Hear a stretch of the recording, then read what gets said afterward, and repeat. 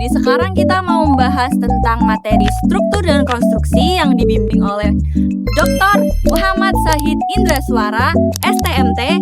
Perkenalkan, nama saya Miskardar Pelangi dengan nomor digit terakhir 098. Halo, nama saya Muhammad Katala, nomor NIM belakangnya 169. Halo, aku Mutiara Gita Nandayu dengan NIM belakang 185. Saya Asrina Dewanti dengan saya Asrina Dewanti dengan 3 digit belakang 090. Saya Naswa Putraksita dengan digit belakang 088. Saya Nadina Alisa Firdaus dari NIM digit belakang 178. Saya Muhammad Rafal Rizky dari 3 digit belakang 189. Saya Rian Indra Saputra dengan NIM terakhir 182. Saya Nisa Safa Syahida dari NIM digit terakhir 190. Saya Tiara Rahmadina dengan 3 digit terakhir 130. Selamat menyaksikan.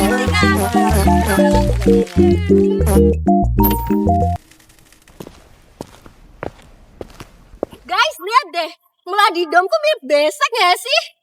Iya ya, tinggal dikasih lontong isopor langsung harus lebaran. Yummy. Berarti ini struktur basic gak sih? Lah bukan, ini mah konstruksi besek. Apa sih? Beda struktur tuh kerangkanya. Kalau konstruksi itu proses bangunnya. Sama aja kali, yang penting bisa berdiri.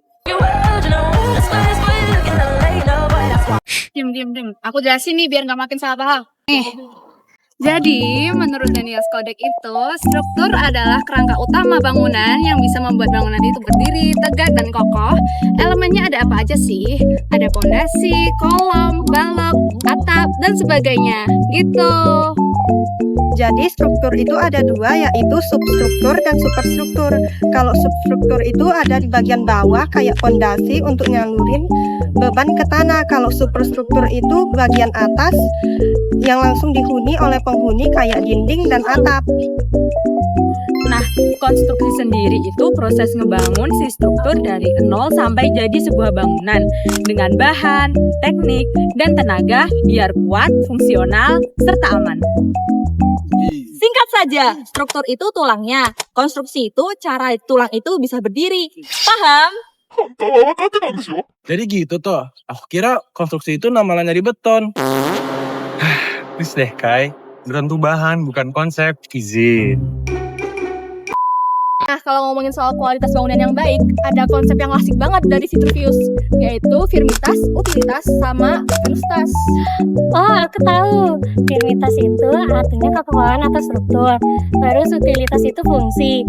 Sama venustas itu keindahan. Jadi kuat, berguna, dan cantik kayak aku.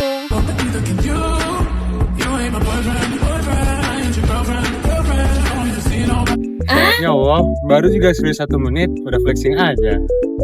Tapi benar loh, bangunan itu nggak cuma soal berdiri, harus kuat secara struktur, berfungsi secara ruang, dan juga indah secara desain. Nah, lanjut. Struktur kuat tuh tergantung dengan jenis tanahnya juga. Bener banget, jenis pondasi itu ngaruh banget ke pondasi. Kayak jenis tanah datar cocok untuk pondasi footplate dan batu kali, jenis tanah miring cocok untuk footplate bertingkat, dan jenis tanah rawa cocok untuk pondasi cerucuk. Kalau di teori Skodek, penting banget buat nyesuaiin pondasi sama daya dukung tanah biar stabil. Nah, pondasi sendiri tuh dibagi jadi 2, tapi umumnya buat rumah tinggal sih pakainya pondasi dangkal yang kedalamannya kurang dari 3 meter. Contohnya pondasi batu kali, lebar atasnya itu 25-30 cm, lebar bawahnya 60-80 cm, sedangkan tingginya itu 50-150 cm. Biasanya dikasih unstamping agar meredam getaran dan untuk pondasi lebih stabil. Nah, footplate itu adalah plat beton yang bertulang di bawah kolom. Nah, ini dia itu menyalurkan beban ke bawah tanah. Dan ini sangat cocok untuk bangunan 2 lantai atau lebih.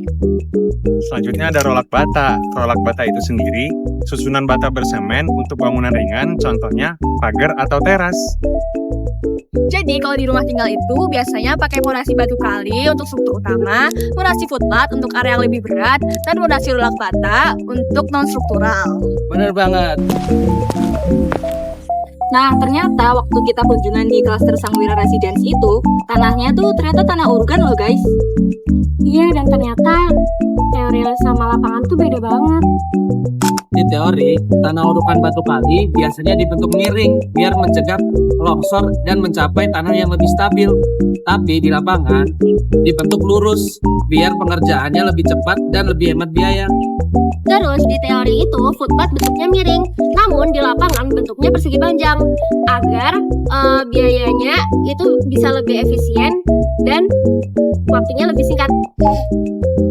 Itu bukti kalau teori itu dasar, tapi kalau di realita itu adaptasi. Oh gitu, siap deh.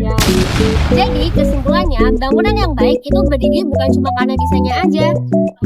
Tapi karena pemahaman tentang tanahnya, pondasinya, strukturnya, dan konstruksinya. Semua nyambung satu sama lain, dari bawah sampai ke atap. Ayah hidup, kalau pondasinya goyah, bangunannya roboh. Atau kayak hubungan, kalau nggak punya struktur, gampang ambruk.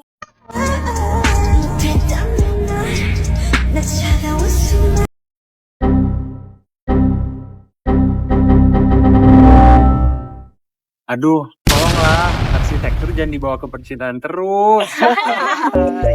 Intinya struktur itu kerangka utama, konstruksi itu cara pembangunannya, pondasi itu penghubung ke tanah, dan tanah itu dasar segalanya.